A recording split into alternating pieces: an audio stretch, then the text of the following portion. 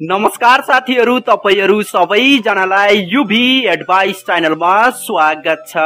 यदि तपाईले फेसबुकको पासवर्ड पत्ता लगाउन चाहनुहुन्छ भने आजको यो भिडियो चाहिँ तपाईहरुको लागि धेरै नै महत्त्वपूर्ण रहेको छ, किनकि साथीहरु आजको यो भिडियोमा मैले तपाईहरुलाई बताउने छु फेसबुकको एउटा यस्तो गोप्य ट्रिकको बारेमा। फेसबुकमा लुकेको यो गोप्य ट्रिकको माध्यमबाट तपाईले चाहिँ आफ्नो मोबाइलमा आफ्नो फेसबुक एकाउन्टको पासवर्डलाई एकदमै सजिलैसँग पत्ता लगाउन सक्नुहुन्छ। भन्नाले यदि तपाईले आफ्नो फेसबुक एकाउन्टको पासवर्ड बिर्सिनु भएको छ भने अब चाहिँ तपाईहरुले टेन्सन लिनु पर्दैन। आजको यो भिडियो हेरिसकेपछि अब चाहिँ तपाईले आफ्नो फेसबुक एकाउन्टको पासवर्ड पत्ता लगाउन सक्नुहुन्छ, त्यो पनि मात्र 1 मिनेटमा। भन्नाले तपाईले आफ्नो बिर्सिएको फेसबुक एकाउन्टको पासवर्डलाई चाहिँ तपाईले अब मात्र 1 मिनेटमा पत्ता लगाउन सक्नुहुन्छ। यो मेरो ग्यारेन्टी रहेको छ। यदि तपाईले पनि फेसबुक एकाउन्टको पासवर्ड पत्ता लगाउन चाहनुहुन्छ भने आजको यो भिडियोलाई लाइक गर्नुहोस्, सँगसँगै आजको यो भिडियोलाई आफ्नो फेसबुक, व्हाट्सएप, इमो, इन्स्टाग्राम सबै ठाउँमा शेयर गर्नुहोस्। तपाईहरुलाई यो भिडियोको तलपट्टि एउटा यस्तो सब्स्क्राइबको बटन देखिदैछ, यो सब्स्क्राइबको बटनमा एकचोटि टच गर्नुहोस् र सँगसँगै आएको यो घण्टीको आइकनलाई पनि एकचोटि टच गर्नुहोस्। ल त सुरु गरौँ। साथीहरु, फेसबुक एकाउन्टको पासवर्ड पत्ता लगाउनको लागि तपाईहरु सबैजनाले आफ्नो मोबाइल फोनमा इन्स्टल रहेको यो फेसबुक एप्लिकेसनलाई एकचोटि टच गरेर ओपन गर्नुहोस्। र साथीहरु, यदि तपाईले भर्खरै अरु कुनै पनि फेसबुक आइडी युज गर्दै हुनुहुन्छ भने त्यो अवस्थामा चाहिँ तपाईले आफ्नो मोबाइल फोनबाट त्यो फेसबुक आइडीलाई भर्खरै लग आउट गर्नु होला अथवा साइन आउट गर्नु होला। र साथीहरु, त्यसपछि चाहिँ तपाईहरुले यहाँनिर माथिपट्टि देख्न सक्नुहुन्छ फोन नम्बर र इमेल एड्रेस भनेर लेखेको छ। यहाँनिर चाहिँ तपाईले आफ्नो फोन नम्बर अथवा इमेल एड्रेस हाल्नु पर्ने हुन्छ।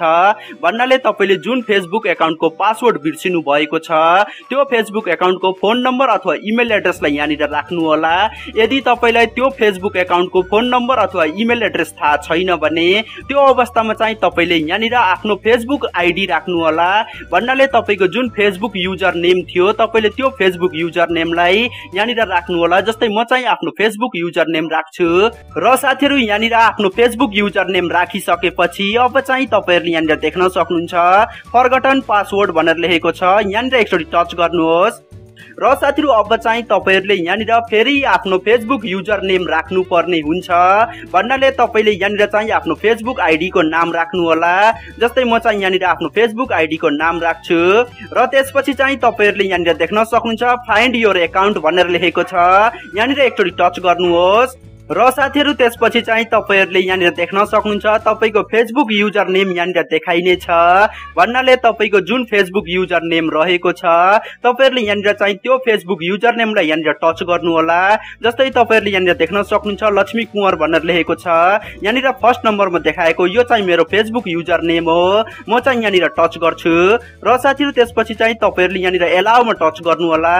र साथीहरु, त्यसपछि चाहिँ तपाईहरुले यहाँनिर देख्न सक्नुहुन्छ enter the code that we send to भनेर लेखेको छ। र त्यसको तलपट्टि यहाँनिर मोबाइल नम्बर देखाइरहेको छ। भन्नाले तपाईले आफ्नो फेसबुक एकाउन्ट बनाउँदाखेरि मोबाइल नम्बरको प्रयोग गर्नु भएको छ अथवा तपाईले जीमेल आइडी को प्रयोग गर्नु भएको छ, त्यो मोबाइल नम्बर अथवा त्यो जीमेल आइडी यहाँनिर देखाइने छ। र साथीहरु, तपाईहरुले आफ्नो फेसबुक एकाउन्ट बनाउँदाखेरि त्यो जीमेल आइडी अथवा त्यो नम्बरमा चाहिँ अब एउटा 6 डिजिटको भेरिफिकेसन ओटीपी कोड आउने छ। तपाईले त्यो 6 डिजिटको ओटीपी भेरिफिकेसन कोडलाई यहाँनिर राख्नु पर्ने हुन्छ। जस्तै म चाहिँ मेरो मोबाइलमा आएको त्यो 6 डिजिटको ओटीपी भेरिफिकेसन कोडलाई यहाँनिर राख्छु। र साथीहरु, यहाँनिर ओटीपी भेरिफिकेसन कोड राखिसकेपछि अब चाहिँ तपाईहरुले यहाँनिर देख्न सक्नुहुन्छ कन्टिन्यू भनेर लेखेको छ। यहाँनिर एकचोटि टच गर्नुहोस्। र अब चाहिँ तपाईहरुले यहाँनिर देख्न सक्नुहुन्छ इन्टर न्यू पासवर्ड भनेर लेखेको छ। भन्नाले अब चाहिँ तपाईले यहाँनिर एउटा नयाँ पासवर्ड सेट गर्नुपर्ने हुन्छ आफ्नो फेसबुक एकाउन्टको लागि। त्यसै कारणले तपाईहरुले यहाँनिर चाहिँ एउटा स्ट्रङ पासवर्ड राख्नु होला। भन्नाले क्यापिटल, स्मल लेटर र नम्बर मिसाएर तपाईले यहाँनिर एउटा पासवर्ड राख्नु होला। जस्तै म चाहिँ यहाँनिर आफ्नो एउटा पासवर्ड सेट गर्छु र साथीहरु यहाँनिर आफ्नो फेसबुक एकाउन्टको नयाँ पासवर्ड सेट गरिसकेपछि अब चाहिँ तपाईहरुले यहाँनिर देख्न सक्नुहुन्छ कन्टिन्यू भनेर लेखेको छ। यहाँनिर कन्टिन्यूमा एकचोटी टच गर्नुहोस् र साथीहरु त्यसपछि चाहिँ तपाईहरुले यहाँनिर माथिपट्टि देख्न सक्नुहुन्छ रिभ्यू अदर डिभाइस भनेर लेखेको छ र त्यसको साइडमा एउटा गोलो घेरा रहेको छ। यो गोलो घेरामा एकचोटी टच गर्नुहोस् र अब चाहिँ यहाँनिर यो कन्टिन्यूको बटनमा एकचोटी टच गर्नुहोस् र साथीहरु यति गरिसकेपछि अब चाहिँ तपाईहरुले यहाँनिर देख्न सक्नुहुन्छ तपाईको यो फेसबुक एकाउन्ट चाहिँ कहाँ लगइन भएको थियो अथवा कुन डिभाइसमा लगइन भएको थियो भनेर तपाईहरुले यहाँनिर देख्न सक्नुहुन्छ। त्यस्तै गरेर अब चाहिँ तपाईहरुले यहाँनिर देख्न सक्नुहुन्छ log out of all session भनेर लेखेको छ। यहाँनिर एकचोटी टच गर्नुहोस् र अब चाहिँ तपाईहरुले यहाँनिर देख्न सक्नुहुन्छ लग आउट भनेर लेखेको छ। यहाँनिर लग आउटमा एकचोटी टच गर्नुहोस् र अब चाहिँ तपाईहरुले यहाँनिर देख्न सक्नुहुन्छ तपाईको यो फेसबुक एकाउन्ट चाहिँ अरु डिभाइसबाट लग आउट भइसकेको छ अथवा साइन आउट भइसकेको छ। र साथीहरु अब चाहिँ तपाईहरुले यहाँनिर आफ्नो मोबाइल फोनमा इन्स्टल रहेको यो फेसबुक एप्लिकेसनलाई फेरि टच गरेर ओपन गर्नु होला र साथीहरु अब चाहिँ तपाईहरुले यहाँनिर आफ्नो फेसबुक आइडी को मोबाइल नम्बर अथवा जीमेल एड्रेसलाई यहाँनिर राख्नु होला। भन्नाले तपाईले आफ्नो फेसबुक आइडी बनाउँदाखेरि जुन मोबाइल नम्बर अथवा जीमेल एड्रेसको प्रयोग गर्नु भएको थियो त्यो मोबाइल नम्बर अथवा जीमेल एड्रेसलाई यहाँनिर राख्नु होला। जस्तै म चाहिँ यहाँनिर आफ्नो फेसबुक आइडी को मोबाइल नम्बरलाई यहाँनिर राख्छु।